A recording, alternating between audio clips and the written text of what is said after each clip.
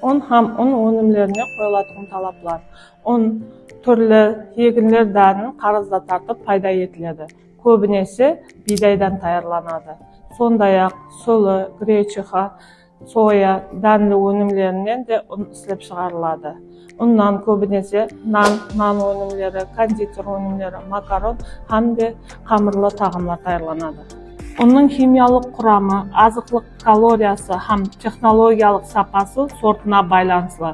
Қазіргі уақытта оның санатында бидайдың химиялық құрамына көре farq қылатұғын кепеклі, жоғарғы сорт, бірінші һәм екінші сорт ұнлары істеп шығарылады. Жоғарғы сорт ұн құрамында су 14%, углеводлар 73,6%, белок 18%, клетчатка 0,2%, майлар 0,9% құрайды.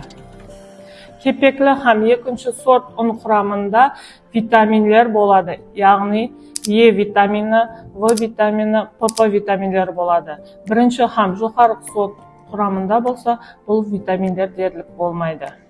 Un сақлануда сапасы өзгеруі мүмкін. Дәслепкі уақытлары бір айға шекем жоғары температурада 20-30 градуста сақланғанда құрамындағы майлардың гидролизленуі һәм оксидлену процесі нәтижесінде ұнның жетілісу дәуірі давам етеді. Ұзақ уақыт сақланғанда сапасы төмендейді. Оның ылғалдылығы 15%-тен артық болмауы керек. Оның ылғалдылығы көп болса, ашиды, мағорлайды, өз-өзінен қызып кетеді. Ылғалдылықтың төмен болуы, яғни 9-13 градус проценттен төмен болса, тез тақыр болып қалады. Оның өзіне иісті hamda ызғарды тез сіңдіріп алу қасиетіне ие болғанлығы себеплі, ұнды салқын, құрғақ жерлерде өзінен иіс шығаратұғын азғалқат өнімдерінен ұзақта сақлануы керек.